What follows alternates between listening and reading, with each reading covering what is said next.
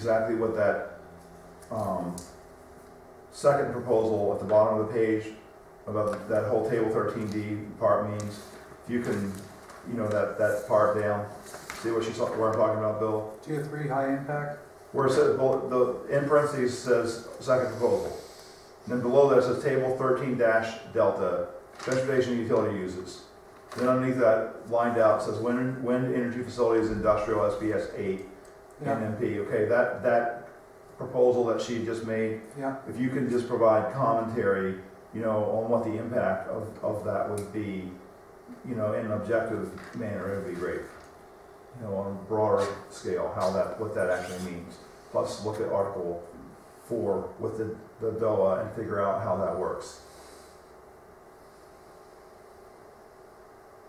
And make a little flow chart for us so we can actually understand it. Because maybe it's impractical, but maybe it's a good idea. I just don't know. Because in the transportation and utility uses, wind turbines are the only one that we speak of that's a generator. We don't even include anything else like that. And it to me, it fits more with what our description of industrial uses. But and kind of, we should go on with those. I think the rest of it is fairly straightforward. I don't think there's tons of stuff to on this other one. But anyway, what if somebody wanted to put solar collectors up? Solar collectors. What if they put up a giant field of solar collectors out in one of those potato field or agricultural areas? What if they clear cut forest land and wanted to put in 100 acres of solar collectors? I think that would still go over under industrial, because under transportation and utility, we're talking about get from here to there. We're not talking about generation, we're talking about distribution. Right, so under your philosophy, we'd have to, solar collectors would not be allowed out there at an industrial level, is that correct?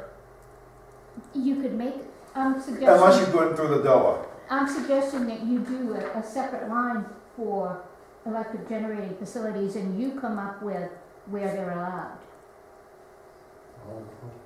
All generation, no matter what it is. Oh, I see what you're saying.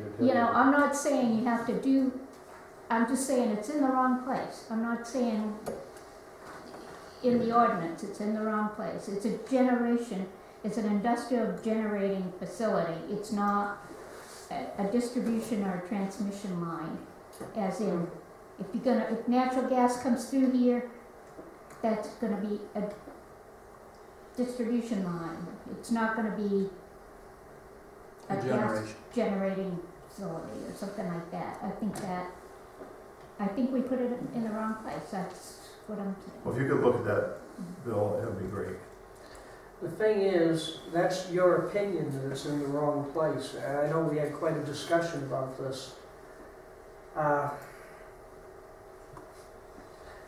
the only It's not industrial use by anything that most people consider industrial use. And what's interesting is, I know you supplied us with at least a half dozen other towns' wind ordinances. And in fact, I only found one other instance in all the ordinances that I have where anybody even mentions the word industrial with regard to wind farms. Everyone else just says small and large, or type 1, type 2, sometimes all the way to type 4. We're probably one of the few examples of anyone that stuck the word industrial in there. And I'm not sure whose decision that was, no, but I think that was a still good don't decision. think. no. Yeah, but I think it was something that wasn't thought of all that much. I still would argue, as I did back when we put it in under utilities, that it actually is a resource use. And actually, we should have added another tier, another category, category 5, to, if you look at commercial resource uses of the land. Go ahead, Paul.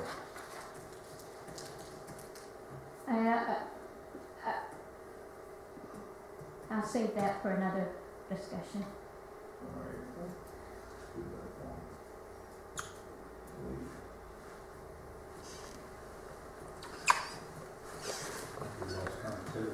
That's what it seems like. Thanks for coming down. Where if you got a lot of snow or heavy clouds, So it you could could be. use it as a blink and, all of the lights and. I mean, if you look at the, videos of preparing a mountaintop site for a wind turbine, we're not talking light here. I think it's Project It's specific. very though. interesting to look at an industrial wind facility on the plains of Minnesota or Iowa, the rolling landscape there, and a different perspective what's altogether on looking at industrial wind turbines on the tops of mountains in New England, as far as the impact on the land. Do you know how you get connectivity? Go, Check on- go back down to the lower left, the E down there, just close everything out and just try to reopen. I'm sorry, Paul, I didn't know. Yeah, and you guys are egging me on. I'm not taking you on, I'm just trying to get this thing to work. I mean, I was gonna say for another day that, I mean, you wanna make a scientific decision. These are things that, a lot of this stuff is not, you don't put it to a scientific litmus test when you vote on things. You're connected down here. I'm sorry, once again, We we're don't trying to. usually vote, you know, on whether, Huh. you can prove something or not scientifically. We Close vote everything on and just start again. what people feel affects them the most. Still in there, And it's really been unfortunate that we had the project basically proposed before we How can I wrote restart the thing? the ordinance. You know how that you know? works? So we have no, fresh perspective on it. We don't have a notion of what we would have come up with if it hadn't been proposed.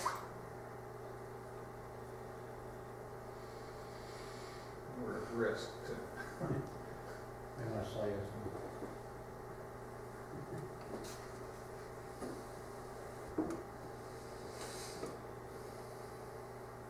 Well, if you wanna, we should have some kind of security, but you gotta pay for that. I don't know if the town wants to pay for. There are some free ones. I'm There are just some not free, sure I'm how not good familiar. they are. I have it working. It's a memory hog that I've had for years. I like it, I'm comfortable with it, but. I hate Norton so bad, I've taken it off I'm people's sorry. computers. Uh, But that's personal. I thought we had 30 days with this, I think.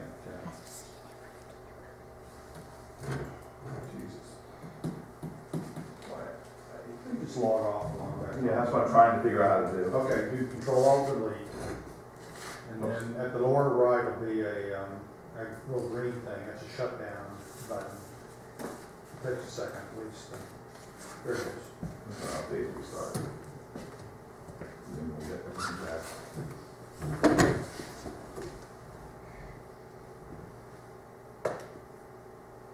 Oops.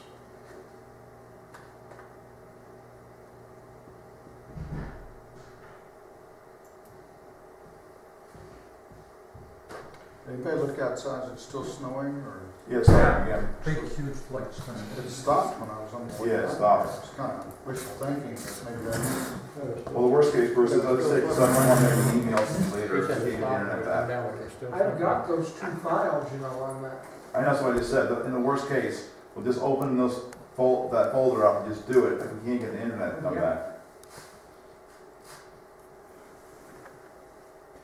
Doesn't seem to be doing anything. No, it is, it's doing updates. TV blocked out there. When it was. And had this. But my computer. Were you at the Saturday meeting, Paula? I'm sorry? Yeah, you came in, you were here Saturday morning. Snow. I was here Saturday morning, yes. It's, I thought I was thinking, look, I was late, but, and I couldn't hear most of what people said, but I was. so you want me to look into this, the DOA, the development overlay, is that what DOA is, development overlay, and come to create a scenario perhaps where, as you say, a business comes in that would qualify for that and Right, what's the, I want a use case for that. Yeah. You know, when is it used, how does it work, Yeah. you know, so that Come we up can. with an example. Right, Joe Smith comes into Clifton and, where is that? Criteria, What is that, this one's restart. I want, you know what, I'm gonna do it. Well, there it goes now. Alright, Now it's restarting. so it's supposed to be in I-12. I like C colon. Everything has to be command line, and then I'll be happy again.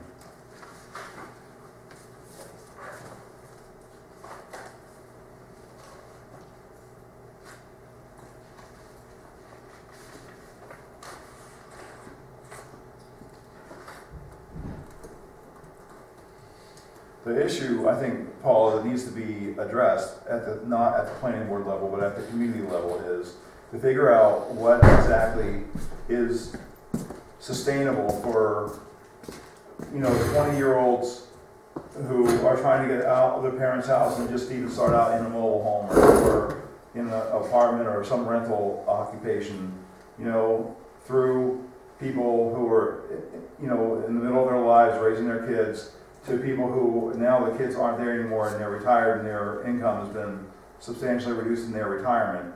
You know, how we can, as a community, how that gets maintained, okay? And then, you know, in an environment where there's a lot of competition, you know, just like I've been chatting with a couple people about, you know, regarding this whole school district issue, you know, and perhaps, I think tomorrow is a school district meeting, a finance meeting I think I'm gonna go to. You know, everybody's upset, and Teresa brought up on Saturday, you know, well, it's required that we have to pay 55%. She doesn't understand what the problem is.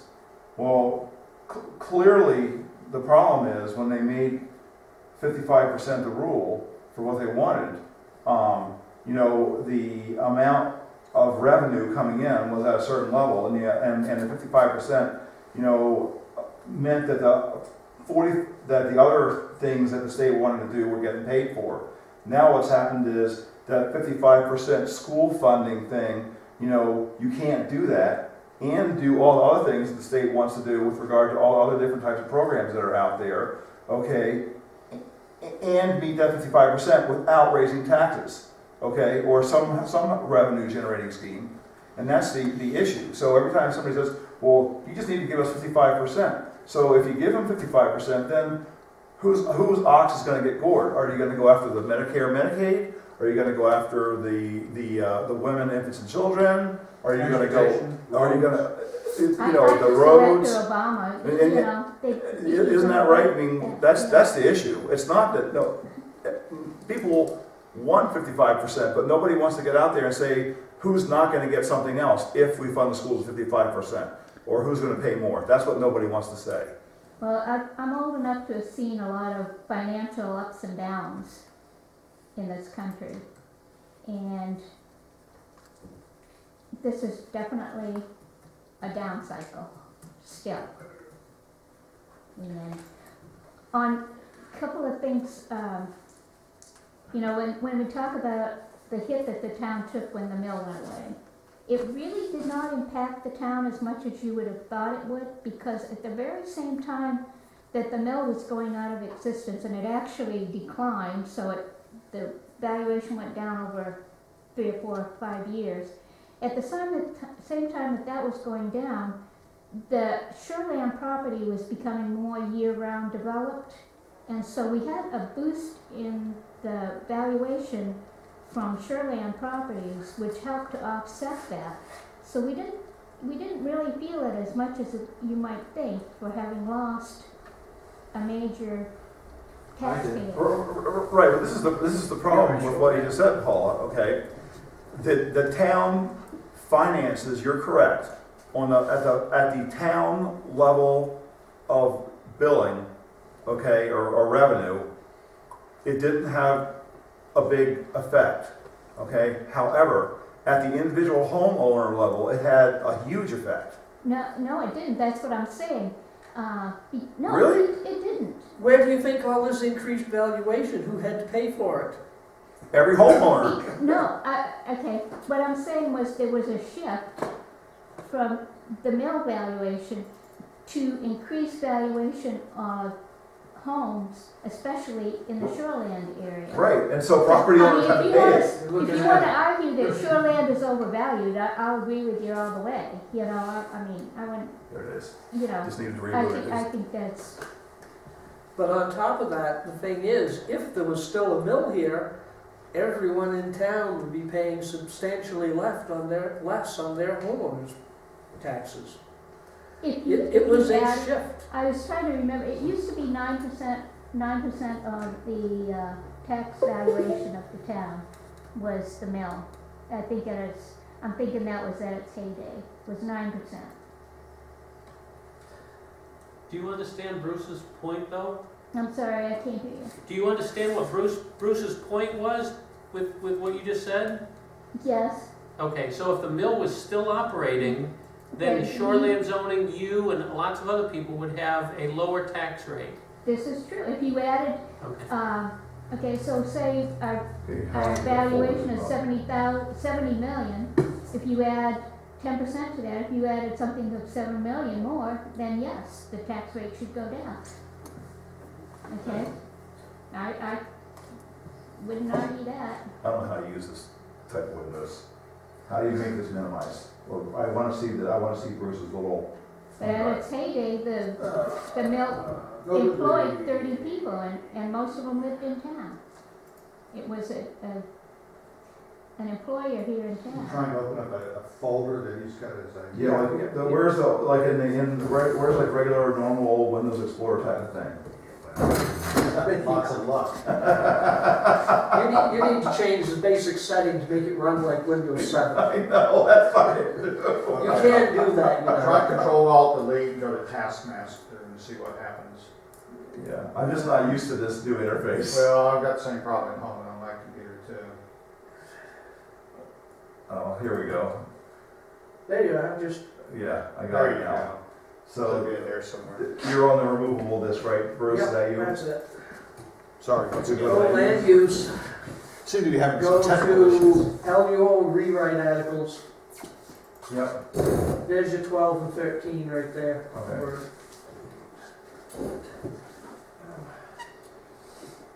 But the thing is, at the state level, they did that 55%, promising it, just like Obama did with Obamacare. Everybody's going to get a refund, so that everybody would say, "Oh yeah, we'll vote for this because it's all going to be peaches and cream." Somebody else is going to be paying. Well, somebody else ended up being, look in a mirror. so on Article 12, I have to tell you, I was not planning on being here tonight, just things worked out. So I didn't really spend a lot of time on it. So under the, this kind of went through the whole process of how the impact assessment gets done. And this is where the tiers were determined. And Bill encouraged me to have this on the agenda tonight, but the night I wasn't here, so Bill should probably be championing it. Like how that shit went. Go back to your airport, will you? So anyway, Well, in- So no changes have been made there, I can see in the table right away, because I got some lines for some of this. right, so what do we want to change in these tables? We already voted to take 1A and 1B 1A are and gone. 1B completely out. Right, okay, and It's changing to red, can you do that? yeah, so actually, let me make sure that the review track changes, okay, is turned on, so. I did it before saving it, but you better check. Yeah, no, I'm checking right now. So what you want me to do here then is you want me to delete the 1A and these two, right? Yep. And hit the delete button. And they're crossed out. Can I ask a question? Go ahead. Because you're saying that factor 1A conflicts with home occupations, right? Okay. Right there, well, the thing is, But Um, home occupations don't fall under this article, non-residential development, do they? It comes fall under Article 8. Wasn't just Resi- home occupations, it was any small business that someone wanted to start. They're automatically kicked at a minimum to low impact tier 3, including all of the requirements, even if it's fairly small. like, actually, the way that this reads, I mean, to me, I think if you were like in Holden, okay, which actually have zoning in Holden now, but say if you looked at that, it would work out pretty effectively, because you could easily kind of, grow your zoning around that because of the diversity of development over there. But like in Clifton, where we really don't have anything, there's like nothing within 1,000 feet, like,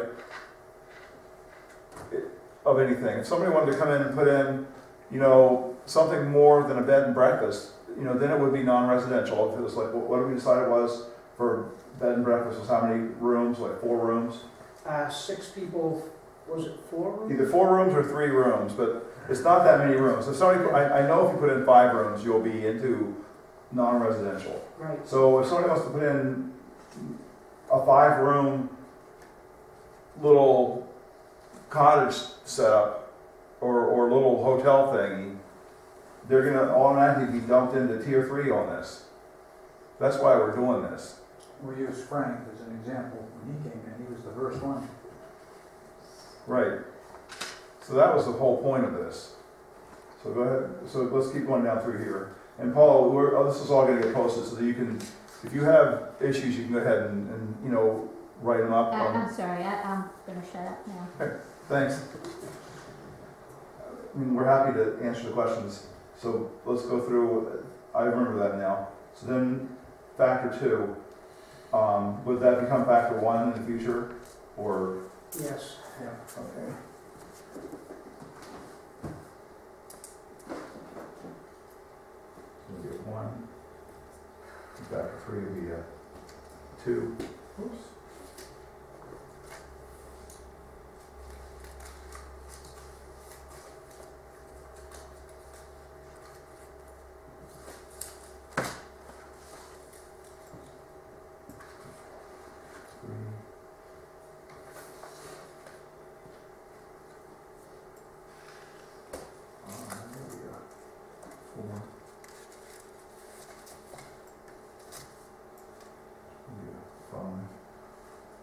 Okay, what about in the middle?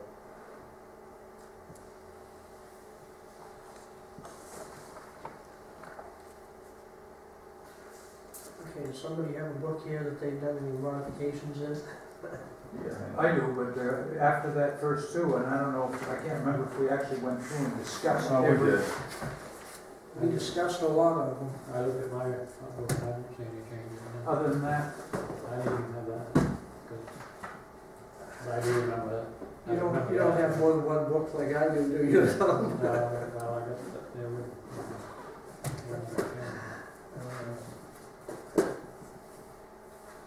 those numbers changes, Charlie, they change things. 2 becomes 1.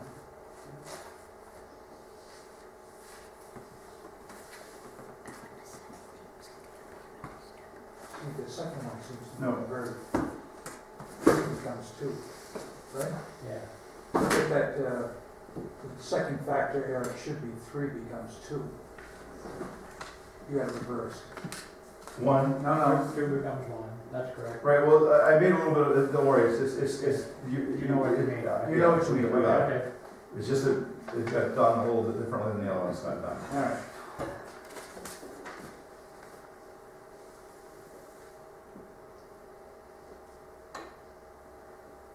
I think that's supposed to be a comma.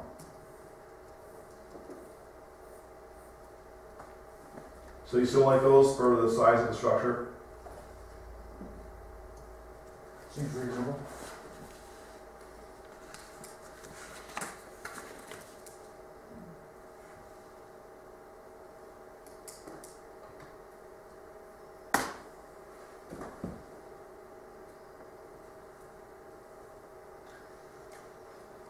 Height's all right. Didn't we just talk on what would be the new factor 3? Didn't we discuss buffers just recently? The description of the buffer, how big it was. Yeah, we did somewhere. Okay, where's the word buffer coming up in, Well, the new factor 3, the old factor 4, and light impact tier 2. okay. What was that with buffers and light impact?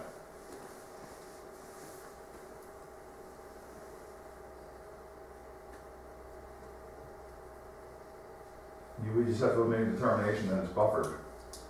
You know, the Yeah. trees or whatever. Shrubbery. Like if somebody wanted to put in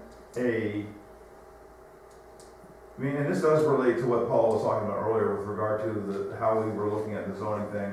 If somebody wanted to come in and put in a used car lot, I mean, that's the most simple example and probably the most logical one. Somebody would want to come in, it might involve lighting. You know, they want to put in, and they set up lights, you know, and they were, you know, within, I don't know, a couple hundred feet of a residence, all right, and they had 5 cars or 6 cars that they wanted to sell, and had lights on at night, you know, would they buffer them so that the person, their neighbors wouldn't be interfered with? I think that's what that We is. actually did that to Andy, the small repair guy down across from the store. And he put up I think it's, how many sections of fence to get there? Woodstock fence. Right. Yeah, we did. About 12 or 16 Right. feet. And then he put everything in front of it.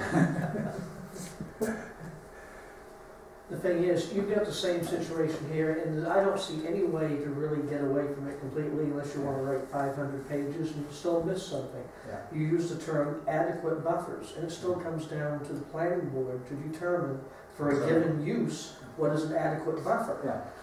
An adequate buffer for a car repair place is completely different from a quarry, from a lumber mill. I mean, they each have different impacts on the neighboring property and truly require totally different kinds of buffers, not just degree. Yeah, and we retained that discretion to establish what it was. That's exactly what we did with his business when he came before us. Is the adequate buffer different than the sufficient buffer in the next one? Yeah, So should we change them all to be sufficient? Yeah, Yeah. maybe it make more sense, I don't know. Well, they should all have the same word. Yeah. So we can only get in trouble for one word, not get in trouble for 2 words. yeah. Yeah, why did you change it from adequate to sufficient? What's the difference?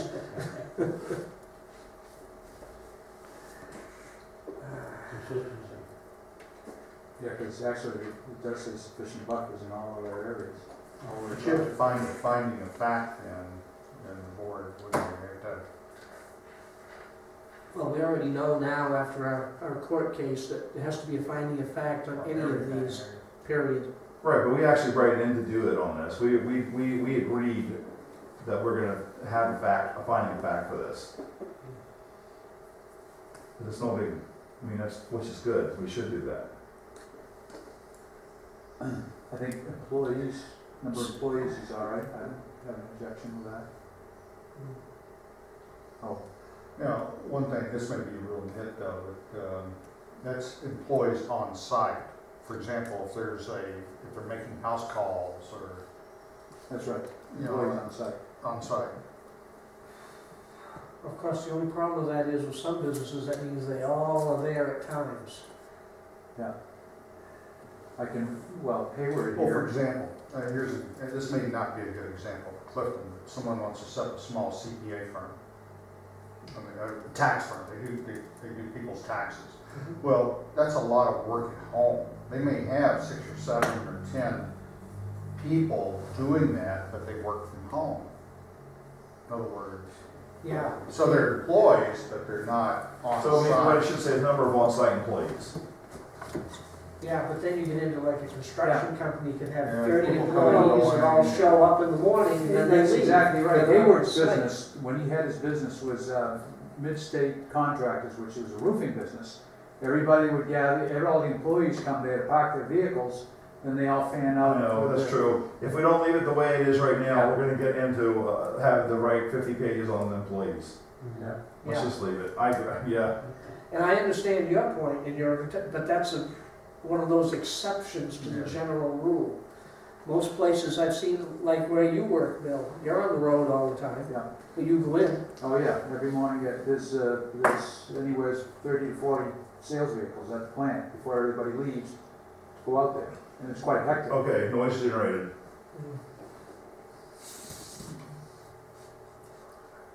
I mean, the first one does seem ridiculous. I mean, we have 60 decibels in this room sometimes, pretty easily. So for more than 1 minute, They couldn't run a lawnmower. right? You couldn't even start your car. Right, but But we're gonna change that then.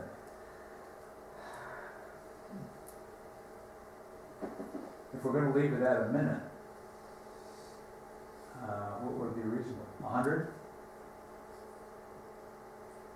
well, the OSHA cut is 90 decibels for hearing protection, and the Air Force cut is 85 decibels for hearing protection. So maybe if you want to be more conservative, you could say 85 decibels. Do it, that easy. And actually, all those standards are time-based. For hearing protection, it's all a certain decibel level. As the decibel level goes up, they cut the time. There's a whole chart for it. For the allowable.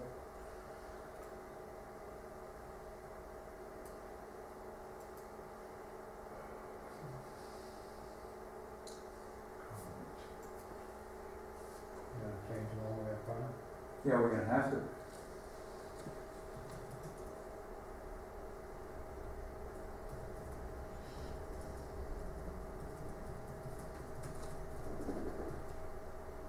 I would suggest we leave, tier 2 at 85 also, because you're still in light impact. For the top one. Yeah.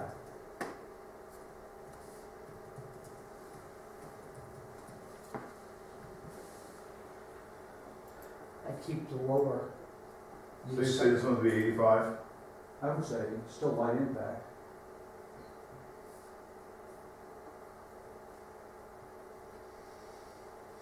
But you want to keep the 50 on adjacent properties? Yes. Right.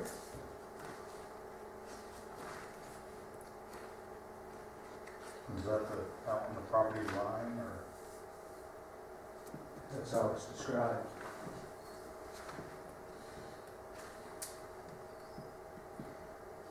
Not that I want to add any confusion, but would that be 50 dB in this application without ambient sound, or 50 dB that's just being added by the business?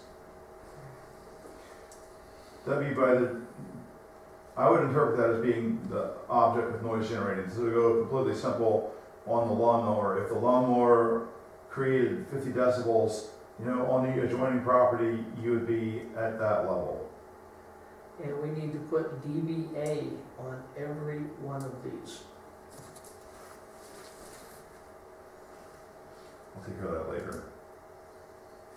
Is that 50 dBA too low? If you're running a lawnmower right on your property, right next to somebody else, you're gonna violate that. Well, this is only for a business, and, It would be for the business activities. I'm just trying to make it simple. It would be like if a sawmill. If you're running a saw and the saw creates 50 decibels of the property line, they'd be a tier 3. Is that what we want? That's what that means. Got it? yeah, you'd be driving them up if they're gonna be doing something that makes that much more noise. I mean, it's just a rating, right? What you're gonna do. But it could mean how much more scrutiny you're going to give the site too. Well, the thing is, for most normal businesses, it's possible to take measures to reduce that sound impact away from the property. You either remove the sound producing machinery inside the building, you put up buffers, barriers. There are things that can be done for, if you and this wouldn't affect somebody cutting their lawn with a lawnmower, but if you're repairing lawnmowers, then you're either gonna have to put it inside a building or put fences or other buffering up that absorb the sound from your neighbors. I mean, this just gives them a rating of what they are, there's no. No, why, no, this one to me is more restrictive than the other one. Why do we care? What if the property is 1,000 feet wide and, you know, at 100 feet away, he's making, on his own property, they're having 50 decibels of noise, but on this one, you know, it's kind of how it should be, how you're impacting your neighbor, how is this doing anything? That's why these sound things are a quagmire. Yeah. They always are. And what is the difference between a business making that sound and somebody at their residence making that sound? Annoying the neighbors, really. Well, the theory is that the resident would be doing it, you Only know, occasionally. intermittently, okay, whereas business does it, you know, every single day, et cetera. So just focus on the mission at hand here. So looking at that, I mean, Well, I can tell you. should it just be at the property line? Should that be where we're measuring this stuff? Personally, I don't think it's reasonable to have 50 decibels on 100 feet would be enough to elevate a person. Irritate or elevate? To elevate the regulatory process. Like, why do we want to be more regulatory if it's on its own property? That's what that says. It should be, I mean, to me, I think it's better to regulate it at the property line. How are you impacting your neighbor? Not how are you impacting yourself? Again, you're only thinking of property line, and I agree with you to a certain extent, but you're only thinking of a property line in a residential area. Whereas, who cares if the property line next door is... Well, then who cares if he generates 150 decibels at 100 feet? I mean, if that property next door is in tree growth, and there's nothing on it, Yeah, but this is just where you're gonna put them and what tier they belong. I mean, right, it's not a it actually doesn't... criteria for, Right, but it's gonna, I mean, you're right, but it's gonna tell the public, that you're messaging to the public for this chart. okay. And we could just get rid of the whole chart and not even do this process. That's another option.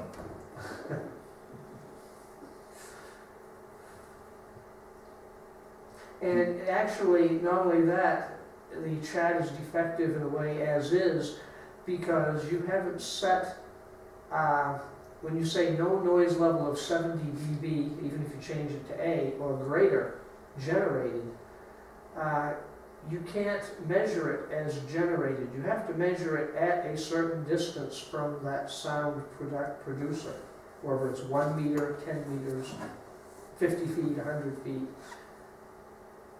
What's the city of Bangor doing with the concert series? Do they actually have levels, or they just, That's a good question.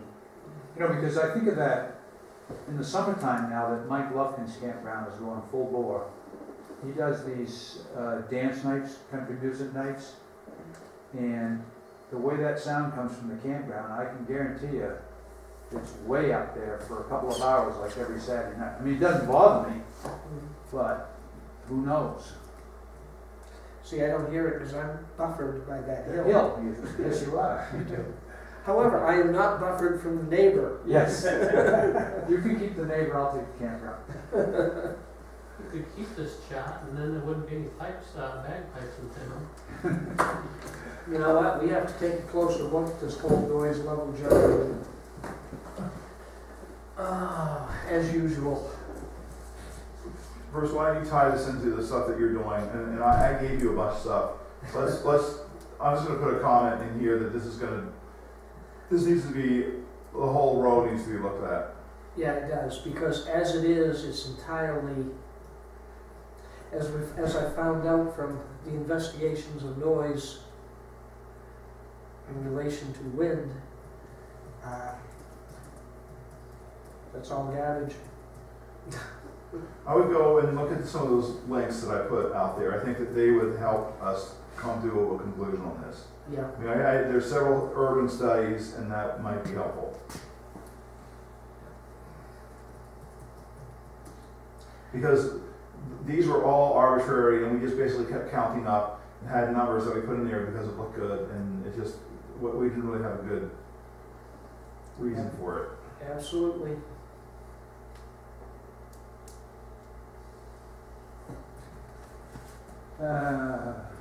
Every But factor. again, this is just to determine the tier level, but still, it's got to be something that's actually measurable, not just. Okay, the lighting, I think that's okay. So it's progressive and, right, now this next one is interesting, air quality.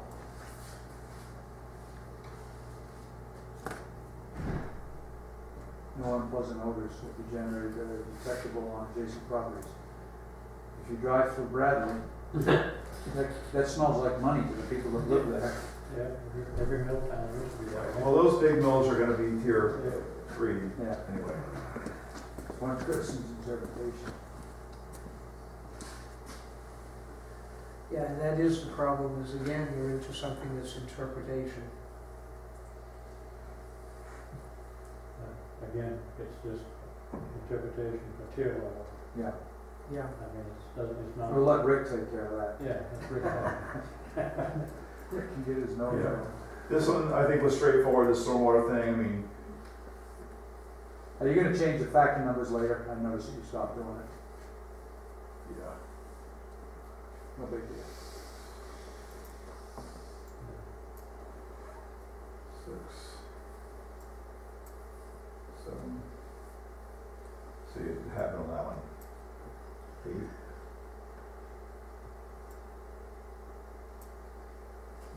9.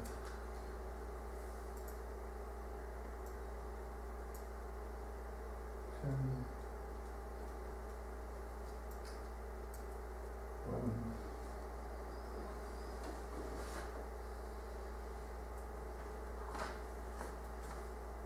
Soil and water contamination.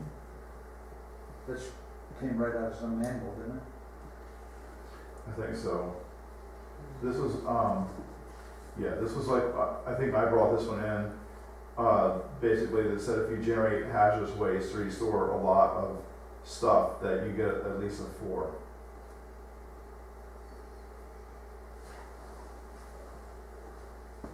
Of course, there's no definition of what is a hazardous waste. Yes, there is. It's under state law, and federal Under state law. Is That's there, where is there a separate definition for extremely hazardous? That's extremely, there's not extremely hazardous waste, there's extremely hazardous substances. Yeah, okay, extremely hazardous, okay. So basically, if you're not a generator or you're a small quantity exempt, I think we defined as other places. You don't need to worry about it. So this basically, what we're trying to do here is a person that runs a small garage, they're a business, so technically they have to follow the main hazardous waste regulations. So what ends up happening is it's such a small amount that you don't want to say, well, you generate hazardous waste. Well, you know, you might generate, 5 pounds or 10 pounds of hazardous waste a year of gasoline, contaminated rags. All right, we don't want this person to have to go through a hoop, because they have a garage and they're being compliant with state hazardous waste rules. On the flip side, if you've got a large garage with, 10 bays, and 10 employees, and you're generating several thousand pounds a year of waste, clearly you need to be dealing with it a little differently. Yeah. So that's kind of what we were trying to do.